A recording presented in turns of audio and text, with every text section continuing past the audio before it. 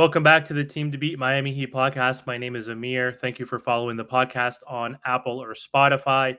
Also, thank you for subscribing to the YouTube channel. And if you're watching this video on YouTube, don't forget to like, comment, share, and subscribe to the channel. So thank you so much.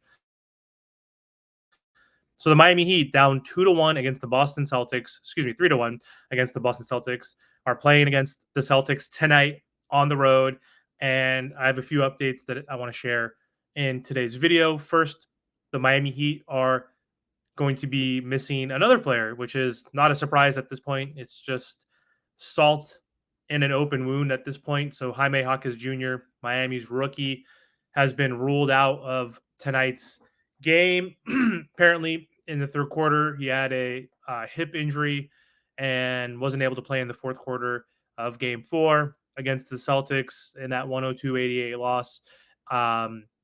So yeah, he's not able to go at this point, and the Miami Heat are just extremely shorthanded, and it's super frustrating because the Miami Heat play better on the road, and the Miami Heat have a never say die sort of attitude and aren't going to give up. They're obviously going to try as hard as they possibly can to continue to fight to extend the series to hopefully get back to the Kaseya Center, even though they've lost 6 straight home playoff games dating back to last season in the Kaseya Center, which is just unacceptable, especially last year because we only had really Tyler Hero out versus having 3 to 4 players out. But yeah, big loss for the Miami Heat. We're going to have to change our starting lineup once again, and I'm assuming DeLon Wright is going to start. And that means we're going to have to play players like Thomas Bryant, perhaps, maybe even Orlando Robinson, maybe throw Kevin Love out there who hasn't been playing much. I know Duncan, he's completely compromised. He played 3 minutes the last game, 7 minutes before. They just put him out there, and, he just hasn't been able to be effective. And he's clearly in discomfort because he's not moving the same way as he has before the back injury, and he's not forcing his way back into the rotation. So 10 minutes total across 2 games. I mean, that's a heartbreaker there because Duncan Robinson could have definitely helped this team, especially with Terry Rozier and Jimmy Butler out. Excuse me. God, I can't talk right now. But so yeah, big loss there. Jaime was having a really good rookie season, so kudos to Jaime for a really good season.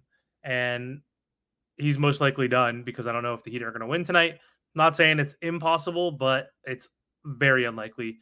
The Celtics also have an injury. Kristaps Porzingas got hurt in Game 4 as well, some sort of foot injury, and he will be ruled out for several games. So even if Miami does win tonight, potentially, he might miss multiple games this round or next round, more likely. But big loss for the Celtics, but boo-hoo, who cares? They've been playing with a full deck this entire series so far, and even losing him, I don't think that's big of a deal. I think if they lost him and we still had Jaime, I would be more confident that that could be a big loss, especially for Bam Adebayo being able to attack more, especially attacking Horford, who I assume might replace him perhaps off the bench. And they have one less rim protector, one less 3-point shooter who can get hot. So it could have been a factor, but with Jaime out now, and we're gonna have to play a buyout candidate probably, and DeLon Wright, someone we just picked up off the streets, it's gonna be tough. But they have a lot of weapons. Derek White, you saw in the last game, scored 38 points, which is just insane, career playoff high. Tatum and Brown had 37 combined, to put that in perspective in that game. He had 38 alone. So he is capable of stepping up. Like it's more defensively, I think, for Boston that's the issue. They lose their unicorn, their rim protector. But for in terms of making up for his scoring, they can make up his scoring with other players getting more shots like Jaylen Brown.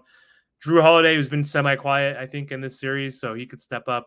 Of course, Derek White. And then you got Horford, who can come in and chip in some points, hit some threes possibly.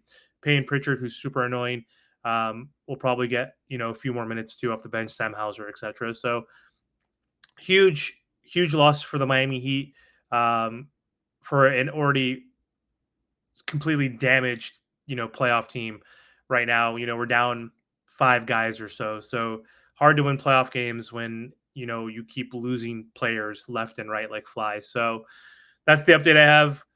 Let's see if the Miami Heat can extend this series and make it a 6-game series, keep it competitive, take it back to the Kaseya Center, and see if they can protect home court if they win tonight, which is a big if, but it would be so on Miami Heat brand to pull off a victory on the road like this after losing another player and after playing very poorly in the last 3 games or so, or 4 games, scoring only 84 points, 88 points, and 94 points. So only one game, the game 2 victory, um, is the only game they scored above 100 points.